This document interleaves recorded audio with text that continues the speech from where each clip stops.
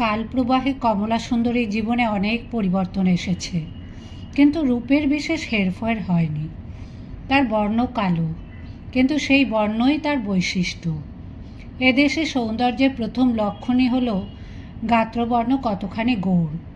তবু সকলে এক কথায় স্বীকার করে যে কমলা সুন্দরীর মতন রূপসী কচির দেখা যায়। তার চিক্কণ কালো মুখখানি যেন পাথরে খোদা, এবং এমনই মসৃণ যেন মনে হয় মাছি বসলে পিছলে যাবে। কৈশোর উদ্গমের পর রামকমল সিংহের নজরে পড়ায় তার ভাগ্য ফেরে। সামান্য অবস্থা থেকে তুলে এনে রামকমল সিংহ তাকে বারবনিতা সমাজের শীর্ষে প্রতিষ্ঠিত করেছিলেন।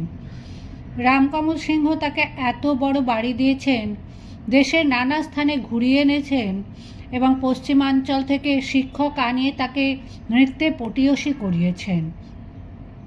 কমলা সুন্দরী সত্যিই তার দেহ মন প্রাণ সমর্পণ করেছিল রামকমল সিংহকে। সেই আমোদপ্রিয় বিলাসী পুরুষটির হৃদয় ছিল বড় নরম, কখনো কারুর মনে আঘাত দিয়ে কথা কননি। রামকমল সিংহের মৃত্যুর পর 10 দিক শূন্য দেখেছিল কমলা সুন্দরী এবং প্রকৃত বৈধব্য যাপন করেছিল কিছুদিন। এমনটি আর কেউ কখনো দেখেনি কিংবা শোনেনি। কিন্তু সব কিছুতেই একটা মাত্রা আছে। এক সুন্দরী নর্তকী বারাঙ্গনা কতদিন আর লোকচক্ষুর আড়ালে থাকবে? সে নিজে চাইলেও লোকে তাকে থাকতে দেবে কেন? কমলা সুন্দরী এখন শহরের সবচেয়ে নামকরা অবিদ্যা। তার বয়স হয়েছে, কিন্তু নর্তকী বলেই বোধহয় তার শরীরের চমৎকার গড়ন এখনও অটুট আছে। মাঝখানে কিছুদিনের জন্য সে খানিকটা স্ফীতদরা হয়েছিল, আবার সচেতন হয়ে পরিশ্রম করে মেদ ঝরিয়ে ফেলেছে। এখনও সে একদিন নাচের আসরে জ্বলন্ত অগ্নিশিখা। হীরা বুলবুলের নাম রসিক ব্যক্তিরা এরই মধ্যে ভুলে যেতে বসেছে। হীরার নাম আর শোনা যায় না, বরং কিছু নতুন নাম এখন সদ্য হাওয়ায় ভাসছে, যেমন রওশন কুমারী, সারদা মঞ্জিলওয়ালি, রেশমা ঘোঙ্ঘাটওয়ালি। লখনৌয়ের রাজ্যচ্যুত নবাব কলকাতায় এসে বসতি নেবার পর লখনৌ, এলাহাবাদ, বারাণসী থেকে কিছু কিছু ভাগ্যসন্ধানী নর্তকী, গায়িকা, গণিকারাও কলকাতায় আসছে। নবাবের সঙ্গে দলটিও কম বড় নয়। এই লখনৌয়ের নবাবের প্রসঙ্গেই একটা বেশ কৌতুক হয়েছিল। রামকমল সিংহের সেই গৃহ কমলা সুন্দরী কিছুতেই ছাড়েনি। তার এখন পয়সা হয়েছে, এরকম 2-3খানা বাড়ি সে অনায়াসেই কলকাতায় হাঁকাতে পারে। কিন্তু এই গৃহ থেকেই তার সৌভাগ্যের উদয়। এখানেই রামকমল সিংহ তার কোলে মাথা রেখে দেহ রক্ষা করেছেন। এ গৃহ সে কোনো ক্রমেই পরিত্যাগ করবে না। বিধুশেখর মুখুজ্জে এবং মুন্সি আমির আলীর মতন 2 ধুরন্ধর উকিল মেলেও হঠাতে পারেনি তাকে। মোকদ্দমা চলেছিল টানা 4 বৎসর, তারপর ওরাই হাল ছেড়ে দিয়েছেন। কমলা সুন্দরী নিজে যথেষ্ট বুদ্ধিশালিনী। তাছাড়া তাকে মামলা মোকদ্দমার ব্যাপারে পরামর্শ দেওয়ার জন্যও আছে তার 2 জন অনুরাগী। একজনের নাম ফটিকচাঁদ মল্লিক, লোকে তার নাম দিয়েছে ফুটে মল্লিক। অন্যজন নুটু বিহারী সরকার, লোকের মুখে মুখে তার নাম ছোট নুটু। যদিও বড় নুটুটি যে কে তা ঠিক জানা যায় না। ফুটে মল্লিক আর ছোট নুটু পালা করে নিয়মিত আসে কমলা সুন্দরীর কাছে। চপলা, তরঙ্গিনী আর চন্দন বিলাসী নামে 3টি মেয়েও থাকে এখানে। কমলা সুন্দরী তাদের নাচ গান শিখে তৈরি করে নিয়েছে। একদিন নবাব ওয়াজিদ আলী শাহের কাছ থেকে এক দূত এলো তার কাছে। নবাব এত্তেলা পাঠিয়েছেন। এর মধ্যেই কমলা সুন্দরীর নৃত্যকলার খ্যাতি তার কানে পৌঁছেছে। হঠাৎ গজিয়ে ওঠা এই শহর, জন্ম থেকেই যার কোনো রাজা বাদশা নেই, আছে বিদেশি সরকার, সেই শহরের লোকজনও যে খানদানের নৃত্য বা সঙ্গীত বোঝে এ সম্পর্কে নবাবের কোনো ধারণাই ছিল না। তাই নবাব দেখতে চান কলকাতাওয়ালির নাচ। নবাবের দূতের চেহারা, পোশাক, কথাবার্তা সবই অন্য প্রকারের। কমলা সুন্দরী প্রথম বুঝতেই পারেনি প্রস্তাবটা। যখন বুঝল, তার বুক কেঁপে উঠল। এ যে বিরাট সম্মান, অত বড় একজন নবাব তাকে দেখতে চেয়েছেন। এ কোনো উটকো নবাব কিংবা বাদশা নয়, কত বড় বংশের মানুষ ইনি। হিন্দুস্তানের বুকের মণি যে অত, সেখানকার শেষ স্বাধীন নবাব। কমলা সুন্দরী শুধু তো দেহপসারিণী নয়, সে শিল্পীও বটে। শিল্পী সব সময় খোঁজে শিল্প রসিককে। টাকা পয়সা ছড়িয়ে অনেকেই এসে কমলা সুন্দরীর নাচ দেখে যায়, তার মধ্যে প্রকৃত সমজদার কজন? সকলেই জানে সারা হিন্দুস্তানে নৃত্যগীতের শ্রেষ্ঠ সমজদার ওই নবাব ওয়াজিদ আলী শাহ। তিনিই ডেকেছেন কমলা সুন্দরীকে। বিকেলে ফুটে মল্লিক আসতেই কমলা সুন্দরী চোখ মুখ উদ্ভাসিত করে বলল, আজ কি হয়েছে জানো? বলো দেখিনি, আজ কে এইছেন? ফুটে মল্লিকের মুখ শুকিয়ে গেল। আবার কে উৎপাত করতে এসেছিল কে জানে? কোনো নামকরা লোক, সমাজের মাথা, নাকি তার চেয়েও ৮-১০ গুণ বড় কোনো নির্বোধ ধনী? বাংলাদেশ থেকে অনেক উটকো জমিদার আসে, তারা আটকুড়ে ব্রতর বাতাসার মতন মুঠো মুঠো টাকা ছড়ায়, সেগুলোর সঙ্গে পারা যায় না। ফুটে মল্লিক বলল, সকালে ছিল সে আবার কেমন ধারা মানুষ? নিশ্চয়ই কেতা জানে না। রাতের চিড়িয়ার কাছে সকালে কেউ আসে? আর তুই অমনি দেখা দিলি? তখন তোর চুলে ক্লিপ ছিল, চোখে সুরমা দিয়েছিলি। কমলা বলল, ও গো, যে ছিল সে আসল নয় গো, আসল নয়, সে দুধ। আমায় শনিবার যেতে বলেছে। কার দুধ বলো দেখিনি? চপলা, তরঙ্গিনী, চন্দনবিলাসীরাও কমলা সুন্দরীকে ঘিরে বসে আছে মজলিস ঘরে। এখনও তাদের সাজ পোশাক প্রসাধন হয়নি। আসর বসবে রাত ৮টার আগে নয়। ফুটে মল্লিক প্রায় আগে আগে আসে গল্পগুজব করতে। ফুটে মল্লিক মধ্যবয়সী, বেঁটে খাটো গোলগাল ধরনের মানুষ, মাথায় সুবৃহৎ টাক, গায়ের রং টুকটুকে ফর্সা এবং তার টাকটিকে আরও বেশি ফর্সা দেখায়। সে সব সময় সাদা রঙের পোশাক পরিধান করে বলে একটু দূর থেকে তাকে মনে হয় একটি রসগোল্লার মতন। মানুষটি গল্প গুজব এবং হাস্য পরিহাস ভালোবাসে এবং তাই নিয়েই সময় কাটায়। লর্ড কর্নওয়ালিসের চিরস্থায়ী বন্দোবস্তের সুবাদে সেও একজন নিষ্কর্মা ধনী। তার পিতামহ উত্তরবঙ্গে একটি জমিদারি ক্রয় করেছিলেন। উত্তরাধিকার সূত্রে সে ওই জমিদারির 2/3 মালিক। নিজের দেখাশোনা করার প্রয়োজন হয় না।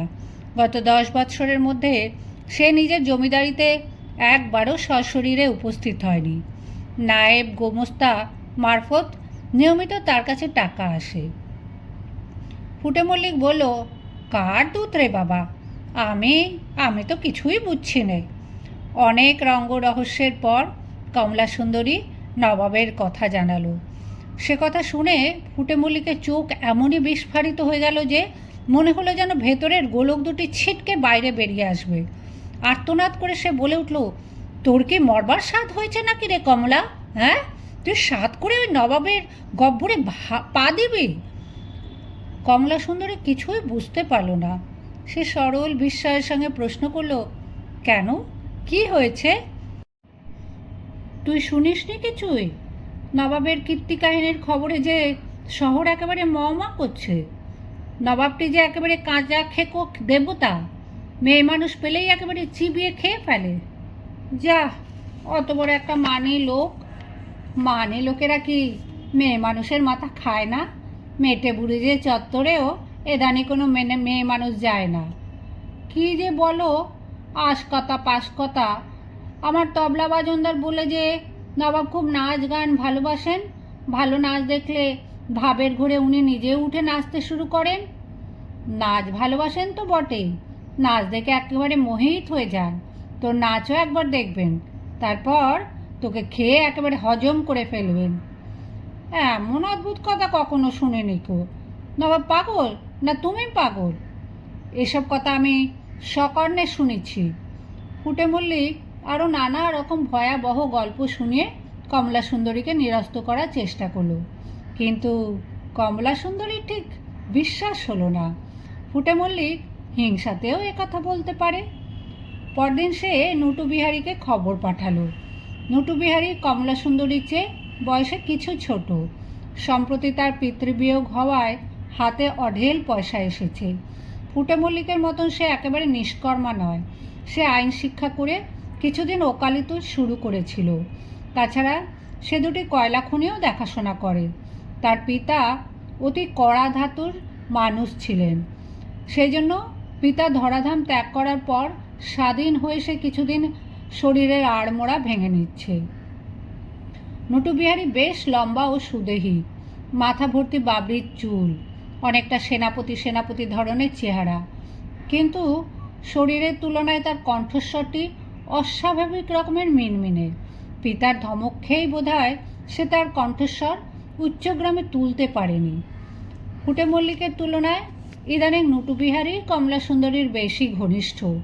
নাগর হলেও ছোট নটুকে সে যেন খানিকটা স্নেহের চক্ষেই দেখে। ছোট নটু ফুটে মল্লিকের ঠিক বিপরীত। নবাবের কাছ থেকে আহ্বান এসেছে শুনে সে উল্লসিত হয়ে উঠল।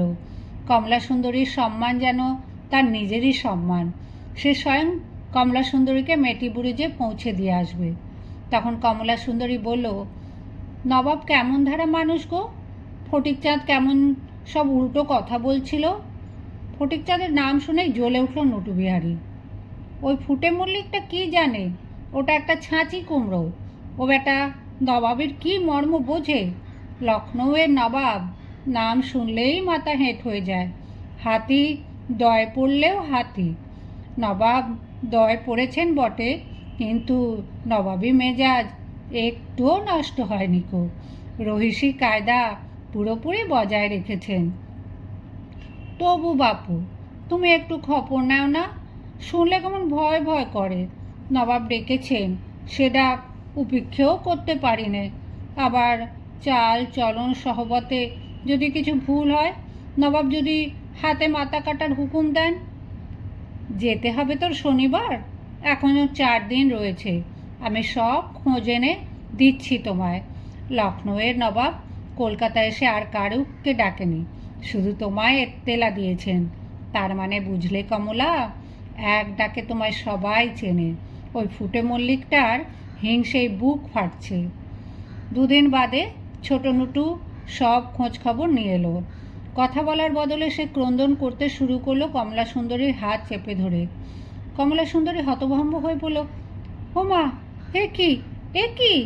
ছোট নটু হাপুস নয়নে থেমে থেমে বলল, কমলা, কথা দাও, তুমি কিছুতেই মেদিনীপুরে যাবে না। নবাব তোমায় যত হিরেমতির মালার লোভ দেখা। কেন গো? সত্যি কি নবাব বাহাদুর মেয়ে মানুষদের ধরে ধরে মেরে ফেলেন নাকি? না গো, তা নয়, ব্যাপার আরও ভয়ঙ্কর। নবাবী প্রাসাদে কেউ ঢুকলে আর বেরোতে পারে না। নবাব সবাইকে শাদি করে ফেলেন। হ্যাঁ হ্যাঁ গো, আমি সব খবর পেয়ে নিচ্ছি। এসব কথা কে শোনালে তোমায়? মেটেপুরে যে সবাই বলা বলি করছে যে সেখানে কত মানুষের ভিড়, যত সব ফোড়ে আর দালাল গুড়ে লোভে লোভে যেন পিঁপড়ে আসে, আর জুটেছে যত রাজ্যের পাখিওয়ালা। নবাবের খুব পাখি কেনার শখ, আর ওই শখ বিয়ে করার। কি বললে গো তুমি? কথা নেই বার্তা নেই, যাকে দেখবে তাকেই ধরে ধরে বিয়ে করবে। এ কি অলক্ষণে লখনৌয়ের আইন? নবাব ধম্মে হলেন গিয়ে শিয়া, ওরা যত খুশি মুতোয়া করতে পারে। মুতোয়া কি গো? ওই যে বলুন, বিয়ে বলো, শাদি বলো, নিকে বলো, সবই ওই মুতোয়া। নবাবের যাকে পছন্দ হয় অমনি তাকে মুতোয়া করে ফেলেন। একজন কি বললে জানো? এক কম বয়সী ভিস্তিনি মাগি অন্দরমহলে জল দিয়েতে যেত, তাকে হঠাৎ নবাবের চোখে লেগে গেল, আর অমনি তাকে মতুয়া করে ফেললেন নবাব। সে ভিস্তিনি এখন বেগম। ছোট নটুর গলা কাঁদো কাঁদো, কিন্তু কমলা সুন্দরী হেসে গড়িয়ে পড়ল একেবারে। এ যেন রূপকথা। নবাবের নেক নজরে পড়ে এক ভিস্তিনি রাতারাতি হয়ে গেল বেগম সাহেবা।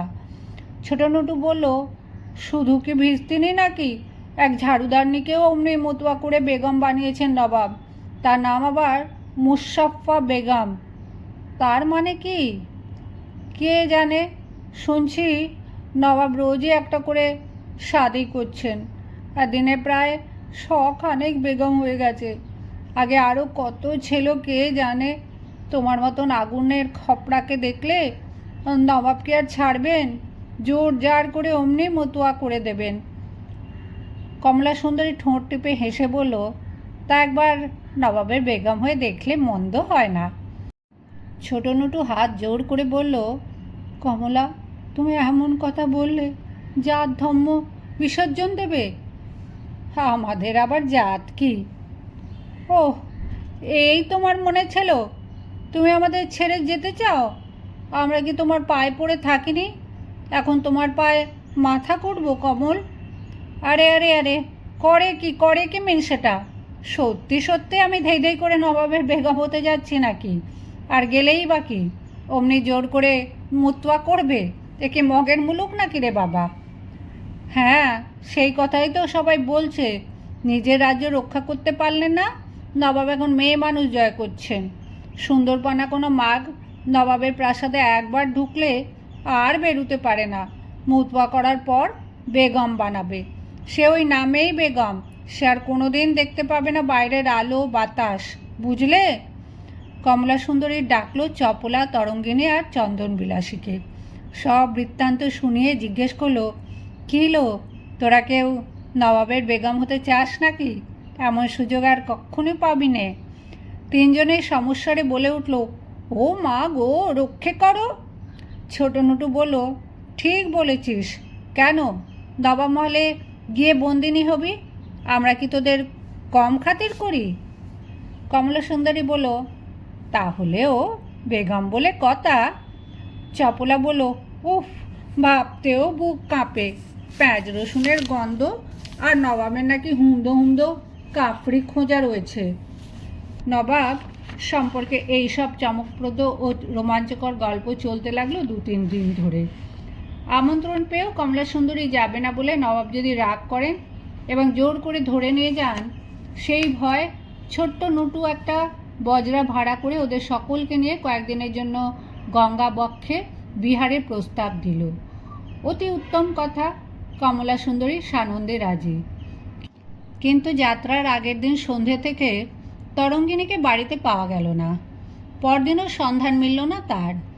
কমলা সুন্দরীর বজরা ভ্রমণে বেরিয়ে গেল এবং ফিরে আসার পর শুনতে পেল তরঙ্গিনী ঝাড়ুদারনির ছদ্মবেশে নবাবের মহলে ঢুকেছিল এবং নবাবও তাকে মুতোয়া করে বেগম বানিয়ে ফেলেছেন। অবশ্য এটা ঘটনা না রটনা, তার সত্যে মিথ্যে জানার কোনো উপায় নেই।